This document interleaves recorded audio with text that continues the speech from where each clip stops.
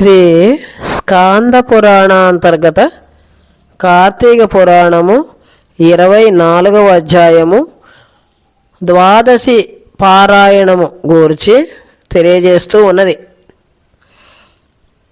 ఓ అగస్య, కార్తీక వ్రతం మీద ఆసక్తి ఎవరికి ఉంటుందో వానికి కార్తీక మాసమంతా వ్రతం ఆచరించిన ఫలితం హరిబోధిని ద్వాదశి వలన కలుగుతుంది.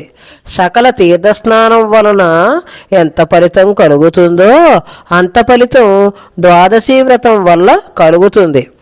అన్ని రకాల యజ్ఞాలు చేయటం వల్ల ఎంత ఫలితం ఉంటుందో అంత ఫలితము హరిబోధిని ద్వాదశి వలన కలుగుతుంది.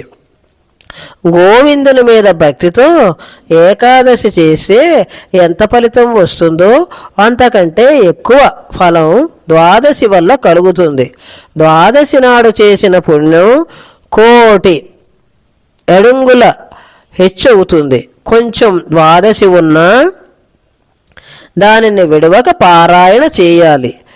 పారాయణ దినాన ద్వాదశి గడియలు వదలకూడదు. అగస్య మునీంద్ర, పూర్వం మహాభక్తుడైన అంబరీషుడనే రాజు ద్వాదశి పారాయణ విడవకుండా చేసేవాడు. అంబరీష మహారాజు అప్పుడే ఏకాదశి నాడు ఉపవసించి మన్నాడు మిగులు ద్వాదశి పారాయణం చేస్తూ ఉండగా దూర్వాసుడు వచ్చి ఆతిథ్యాన్ని కోరాడు.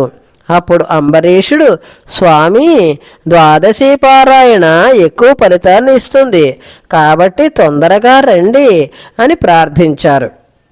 దూర్వాసుడు ద్వాదశి గడిలు వెళ్లకుండా వస్తానని స్నానానికి వెళ్ళి రాలేదు.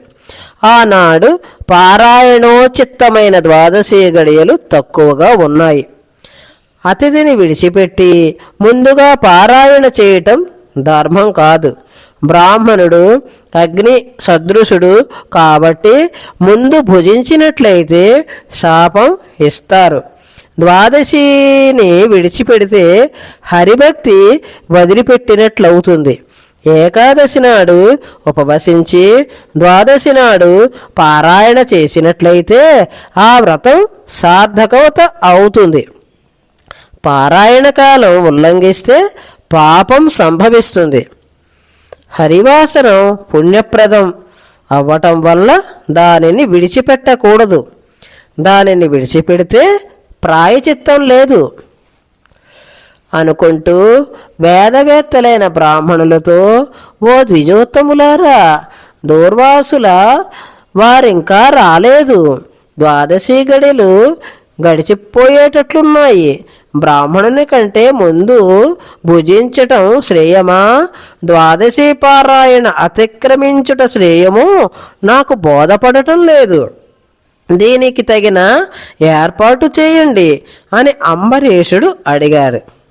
ధర్మజులైన బ్రాహ్మణుడు ఏది మేలు ఏది కీడు బాగుగా యోచించి, రాజా, ద్వాదశికిని భోక్తకును అతిథికిని బ్రాహ్మణునికి అన్ని భూతాలకు పరమేశ్వరుడు అగ్ని రూపంలో గూఢంగా ఉన్నాడు.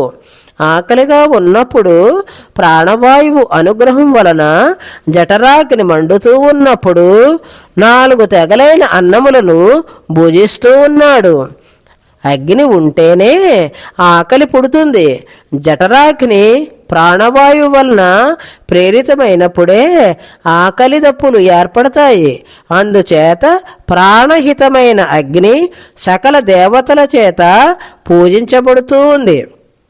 అన్ని భూతాలలోనూ ఉంది కాబట్టి అగ్ని తప్పకుండా అర్పించాలి. ఇంటికి వచ్చిన అతిథి చండాలుడు అయినప్పటికీ వానిని విడిచిపెట్టి భుజించకూడదు. అట్లు చేయటం వలన అతిథిని అవమానించడం కీడుకు మూలం అవుతుంది. ఒకవేళ దూర్వాసుడు కోపించలేకపోయినప్పటికీ అతని కంటే ముందు భుజించటం న్యాయం కాదు. దూర్వాసుడు సమయానికి వస్తానని చెప్పి వెళ్ళి రాకపోవడం వల్ల తప్పు అతనిది అవుతుంది. ద్వాదశి పారాయణ చెయ్యకపోతే హరిభక్తి లేనట్లవుతుంది. పారాయణ చేస్తే దూర్వాసుడు తప్పక శపిస్తాడు.